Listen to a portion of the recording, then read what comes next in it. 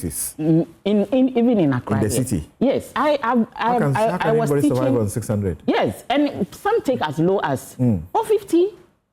You can find out. Oh, gee. Private schools, especially Montessori and these home cares. That's a different discussion. Yes. So to be honest with you, when I saw the videos, even yesterday, I was a bunch of emotions.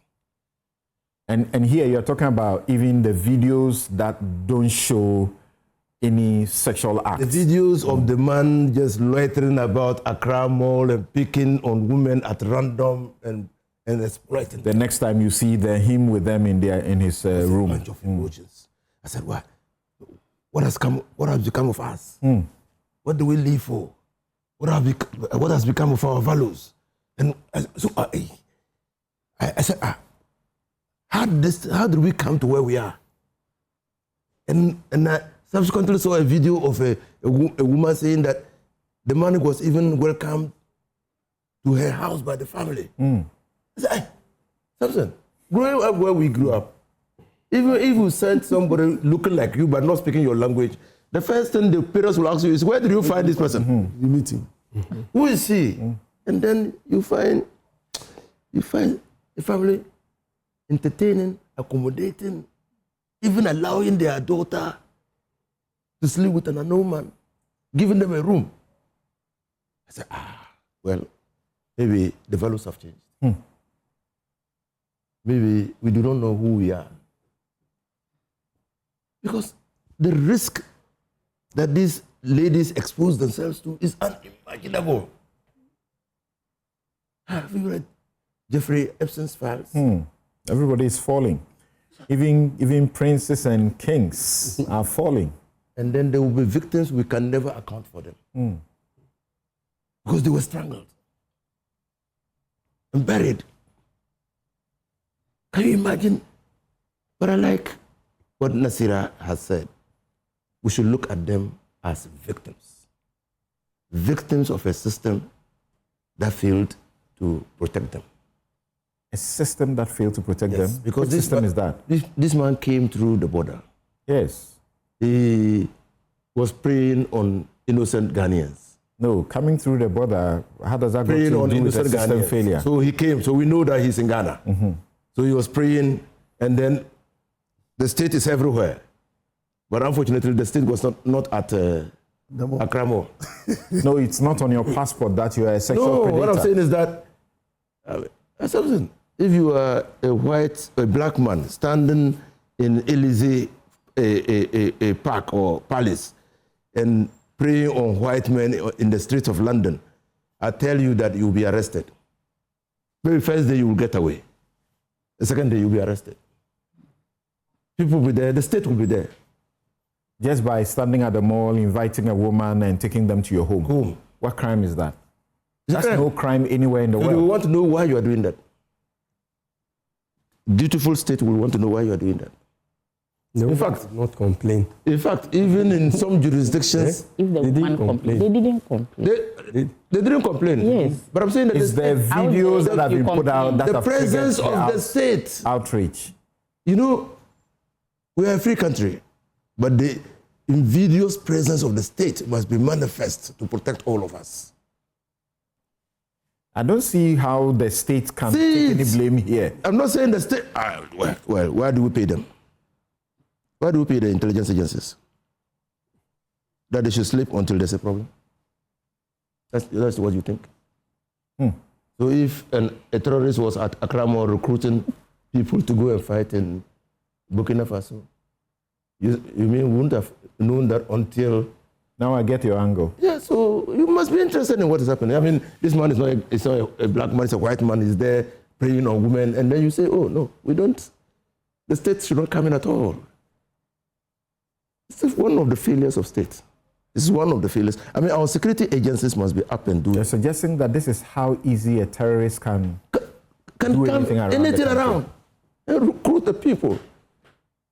That's why, so after processing it, I thought that, I think the women deserve my sympathy. And I empathize with them. Because it appears to me that they were let down. There are those who blame them for being so easily I convinced. blame them too. I blame them because of the overexposure to the risk, the level of risk that is unimaginable. I blame them for what you use in your take, moral bankruptcy. I blame them for that. I blame them for failing to know who they are. They are somebody, they are people. And she's also made a point about it, about our parents insulting us in ways that deplete, reduce, wither away our confidence that we can say. But in the same video, you find 2 or 3 people say that no, we're not going. Okay, so you see that yes, it appears to me that probably it's a social experiment gone awry.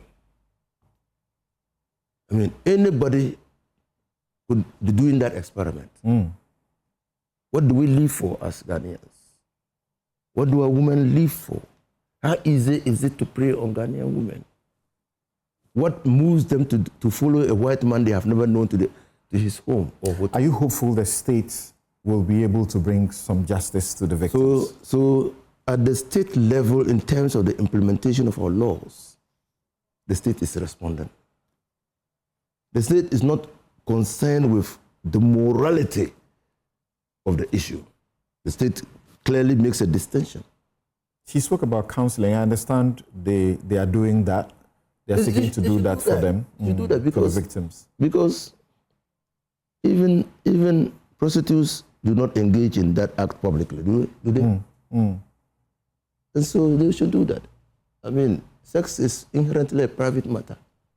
And then this private affair has now been all over the media, the internet. So they should do that. They should do that. And that's, I mean, in conclusion, I think that it's an offense to share a video of a person who has not given his consent to be recorded in the first place. By the Cybersecurity Act, the minimum is 10 years, the maximum is about 25 years. The problem is that, yes, so the problem is that this Russian or whatever he is not in the jurisdiction. Criminal acts, you know. But at least Ghana has done something that helps the world by putting his image out, putting all his details out. If other countries where he has done this, we understand in Nigeria and elsewhere. In Kenya. Kenya. Yes. It might be a different person. If the same thing had happened there, perhaps, I don't know what happened, but we may have taken a cue. Those who were, answering his calls, I suppose most of them are on social media and they may have seen and be careful. So I agree with you. So what we have done, we have been proactive to extend in warning other countries that there's this predator out there and his target is women. He doesn't discriminate, married or unmarried. He just goes. He may not even be granted access entry into those countries. Yes. So what we have done is good. But again, and he does that with impunity. Yeah. Can you imagine? With some level of impunity. Oh, goodness. One doesn't even understand his motives. Was he doing that for fun? Was he doing that for money? Because I hear he has an Instagram account that you have to pay to view. So the exploitation was real. Okay? Move in terms of exploiting them as human beings and commercializing that activity. It's totally unacceptable. Interesting.